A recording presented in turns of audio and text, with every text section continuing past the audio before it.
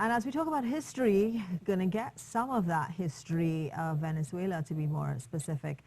Someone who actually grew up in Venezuela, telling us the changes, what has been happening in Venezuela over his time living in Venezuela. And I'd like to welcome Omar Moreno this morning. Trini, Venezuelan national. Yes. He was actually born in Trinidad, but grew up in Venezuela. His parents moved to Venezuela when he was quite young. So you could say he's basically Venezuelan, Trinidadian born Venezuelan. And I'd like you, good morning and welcome. I'd like you to start telling us, it's 30 odd years that you've been in Venezuela. Describe to us then and now. Take us through that journey, what it was like then and what it is now. Well, good morning. Thank you for the invitation today. Yes, I've been living in Venezuela for about 38 years now, right? And came back to Trinidad almost 1 year ago. Venezuela had a normal politic situation. You know, one party win, next 5 years another party will win, or the same party will repeat. But we always refer to it as a baseball game. One team will win, the other team will win next day, but all of us were going to have a good time and no problems with that. When Chavez took over, people start to see him as a hero, right? They was thinking that it was this hero that was going to come and take Venezuela to a different level, that corruption was going to end, and all sort of things that he promised that he was going to do.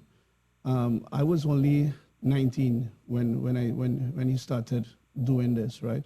And I went to hear what he was going to say, and I found a lot of hate when he was speaking, that he was going to pursue politicians and corruption, he was going to end with that. And in terms of economy, he wasn't seeing anything. Okay. Venezuela always had a stable economy. People used to migrate to Venezuela in early 70s, they were rich. 80s, yes, and still we have a lot of petroleum, gold, mineral resources, cattle. We used to export. Right now, the country only depends on petroleum. So when Chavez took over, the people from the lower class, the poor people, start to build up. They start to get a word. You was hearing them more and more on the streets. And what he did, he started to give out to them. That's how he got them with him. And most countries from South America also did the same, right? He was giving out money, a lot of money. What happened in Venezuela in 2004, 2005, petroleum went from $10, $15 a barrel of petroleum, that was the cost, to 135. So it's a lot of money came into the country, and we were supposed to see that in infrastructure. We didn't see nothing of that. Okay, it was just giving out to the poor people, giving out food. I believe no country could do that. No country could keep that, could back that up, right? What will happen? You will end up bankruptcy. You'll end up having financial problems.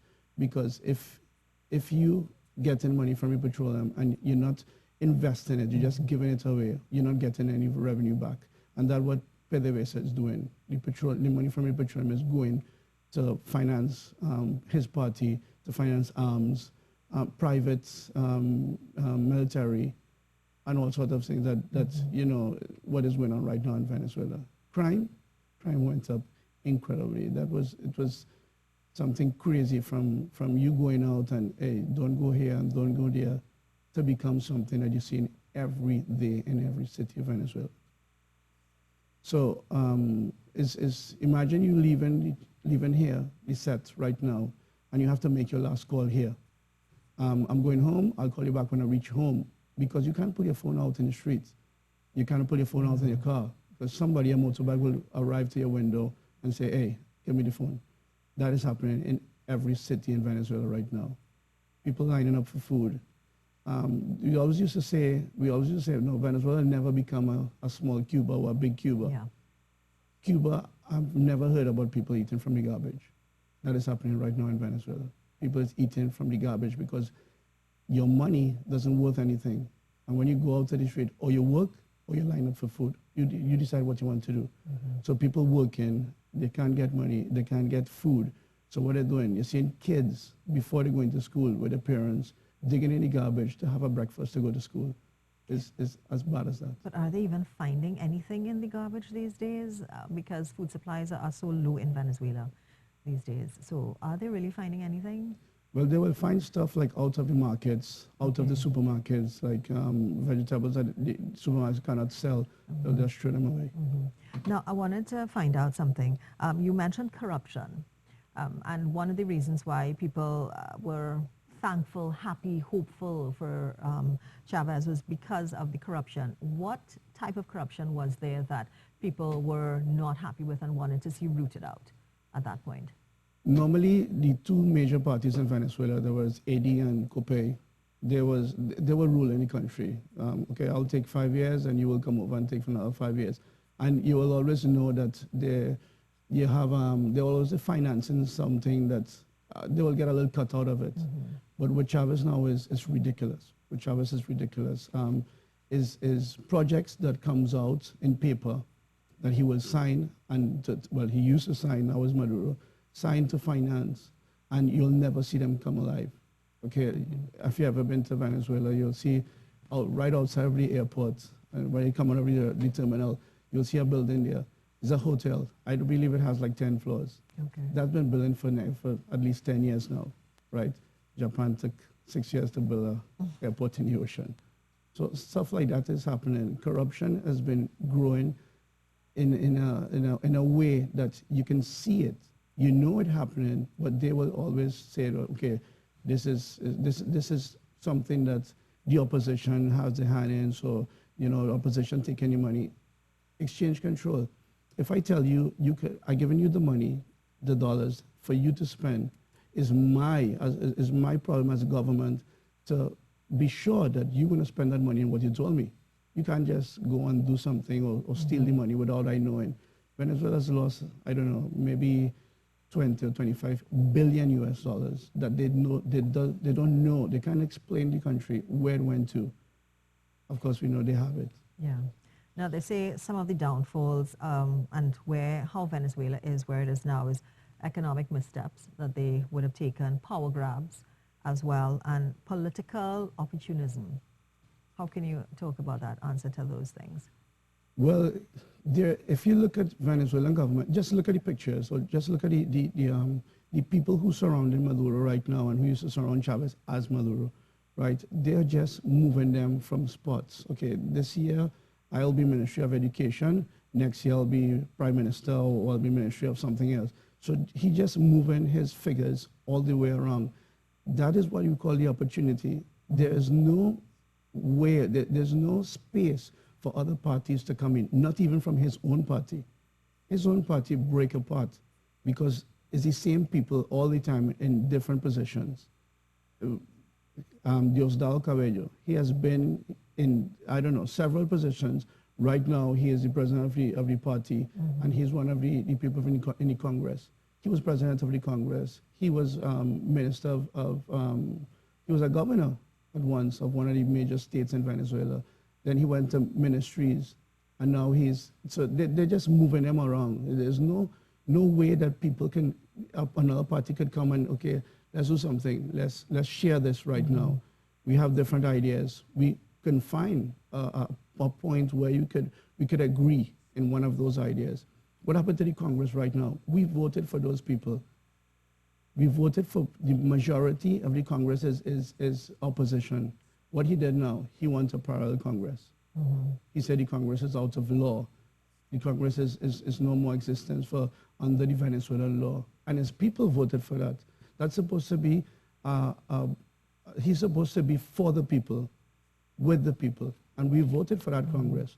So now he says that Congress is wrong, that they just want him to leave. Come on. We have to believe that is going on in Venezuela under Chavez. You can say Chavez spirit is still surrounding, and that's what they want people to know. Yeah. They want people to believe that all this is Chavez doing it, and it's Chavez and did all this. Now, recently, and I'm sure you're well aware of this, the Royal Dutch Shell and the government of Trinidad and Tobago, the pipeline that's to be built from Venezuela's shallow water dragon gas field to the hibiscus platform here of the north coast of Trinidad and Tobago. Do you think that, and I asked this question yesterday of the journalist in Venezuela as well, do you think that that is still a possibility of that pipeline being built? And if it does happen, do you see Venezuela benefiting from it? Well,